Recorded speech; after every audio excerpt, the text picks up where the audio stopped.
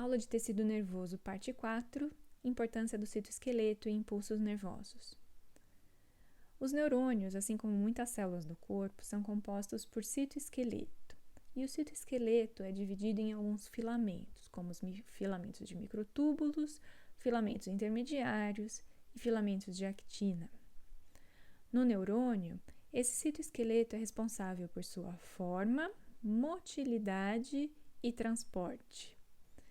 Com relação à forma, por exemplo, a quantidade dos dendritos pode sofrer alteração quando estes atuam em processos como memória e aprendizado. Isso é chamado de plasticidade dendrítica. A motilidade dos axônios também é importante durante os processos de lesão do sistema nervoso, quando essa estrutura se remodela para buscar novas conexões que foram perdidas durante o processo da lesão. Isso é chamado de remodelamento axonal. Além disso, o deslocamento de conteúdo para os terminais axonais e de volta ao pericárdio utilizam muito o citoesqueleto para o transporte, principalmente os microtúbulos. O citoesqueleto é composto por 3 filamentos proteicos e suas proteínas associadas, e elas costumam ser divididas com relação ao seu tamanho. O menor dos filamentos é o microfilamento de actina. O filamento de tamanho médio é chamado de filamento intermediário. O filamento intermediário, chamado de queratina, é muito comum no sistema epitelial.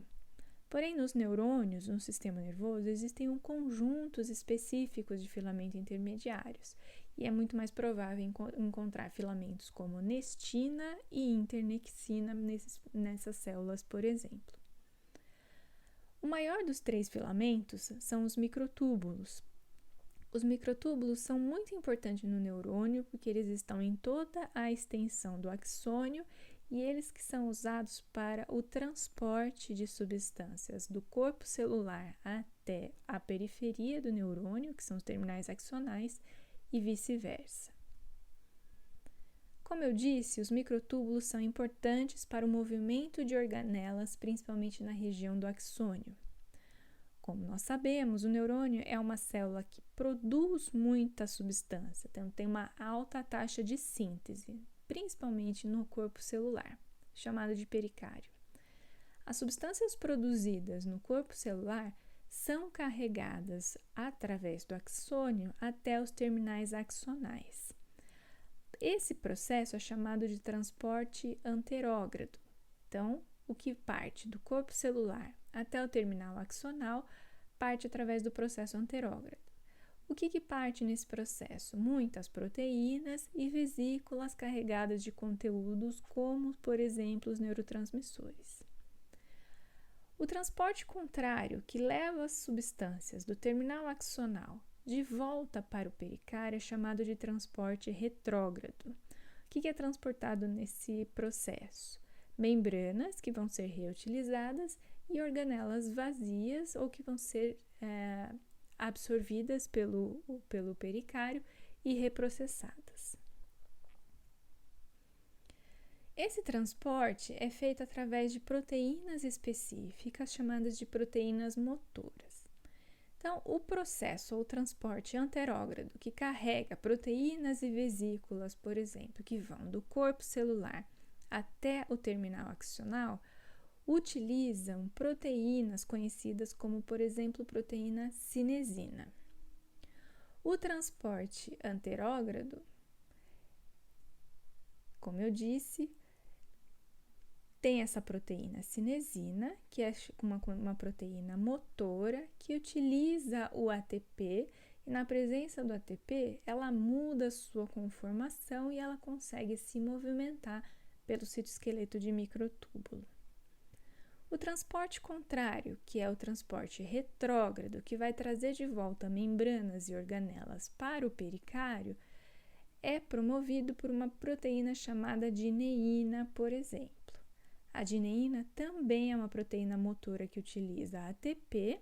Na presença de ATP, as porções dessa dineína se alteram de forma, fazendo com que elas caminhem, por assim dizer, sobre o citoesqueleto de microtúbulo. No slide 62 eu tenho um vídeo que representa esse transporte, principalmente o transporte anterógrado, que vai do corpo celular até o terminal axônico. Aqui vocês vão ver uma proteína que é a cinesina, utilizando o ATP e mudando a sua forma, caminhando por essa estrutura que é o microtúbulo.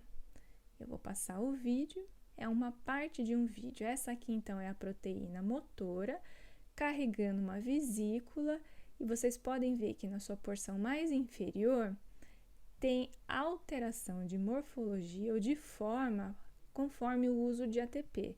Isso faz com que ela consiga se translocar em cima do citoesqueleto de microtúbulo, carregando vesícula por esse processo chamado de anterógrado. Para que a célula carrega informação e carrega vesículas, por exemplo, do corpo celular até o terminal axônico? Essas vesículas contendo conteúdo, principalmente os neurotransmissores, têm que ser levados ao terminal axonal para que eles sejam usados na função de sinapse. Ou seja, o axônio serve como meio de transporte para essas substâncias, para que elas cheguem ao terminal axonal e sejam liberadas na fenda sináptica para que as células receptoras ou as células pós-sinápticas entendam e processem esse sinal carregado pela célula. No fim das contas, o que é uma sinapse? Sinapses são junções especializadas que possibilitam a transmissão de informações de um neurônio para outro neurônio ou de um neurônio para uma célula efetora, como por exemplo um músculo ou uma glândula. Como eu disse, sinapses são locais de comunicação entre neurônios ou neurônios e células efetoras.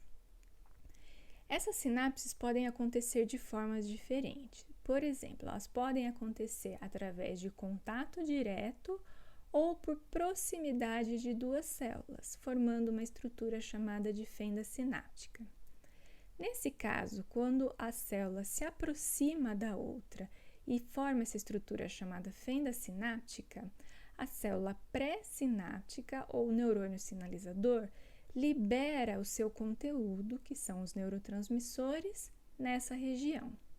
Esse tipo de sinapse é chamado de sinapse química.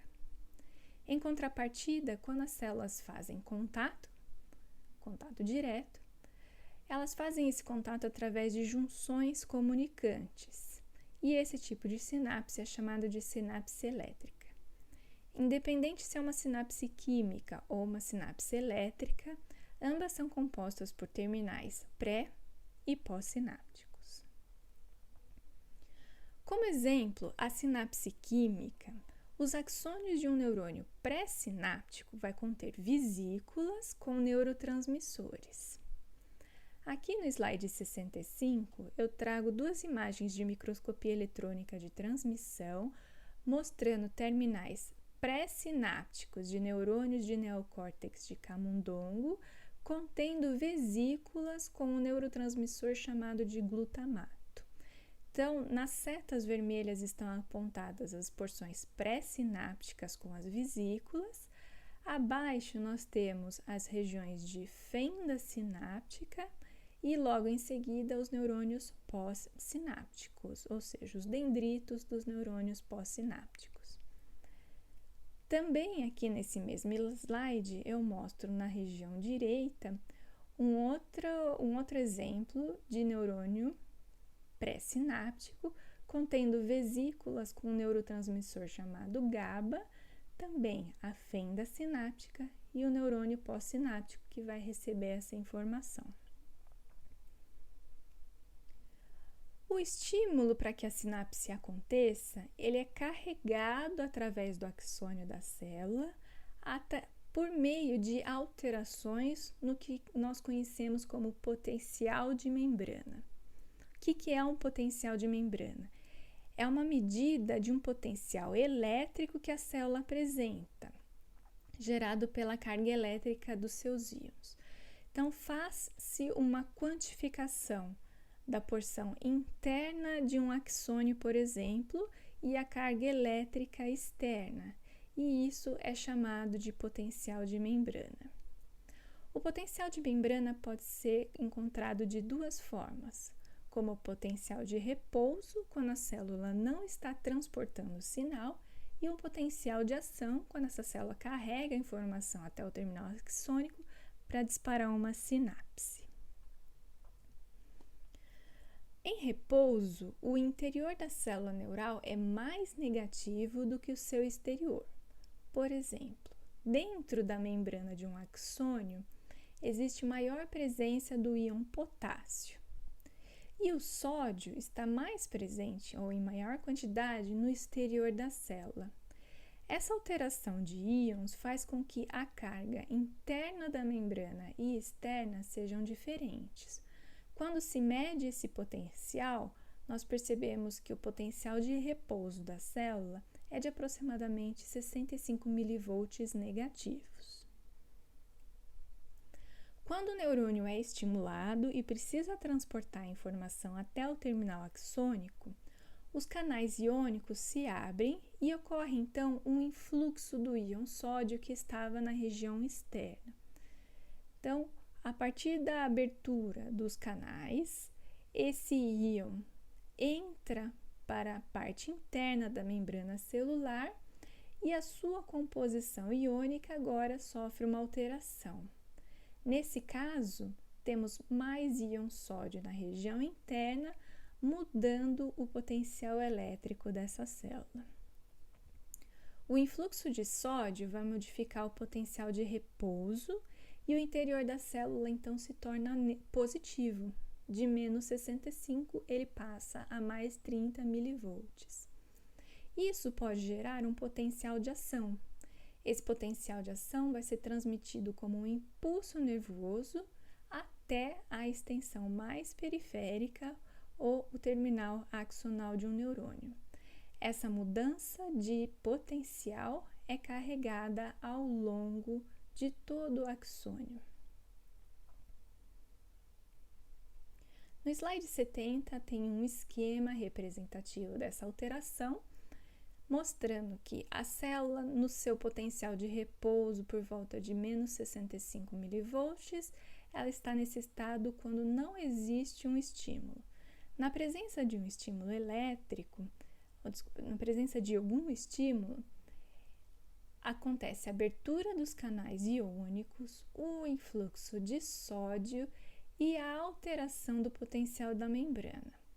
Se esse potencial se inverte, ele é chamado de potencial de ação e pode chegar até 30 mV positivos.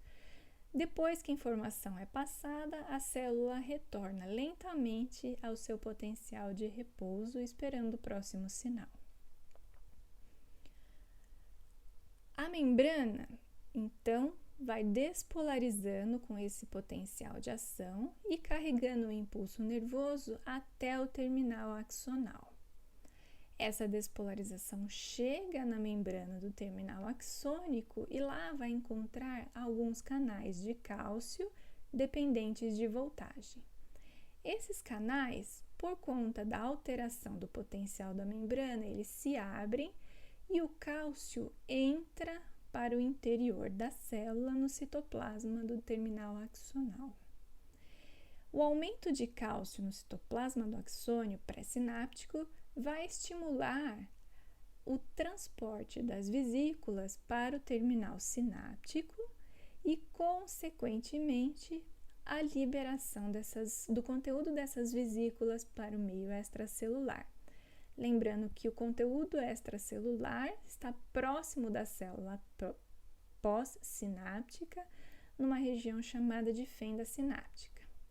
Os neurônios pós-sinápticos, através de seus receptores de membrana, captam essa informação e transformam em sinal que a célula nervosa possa entender.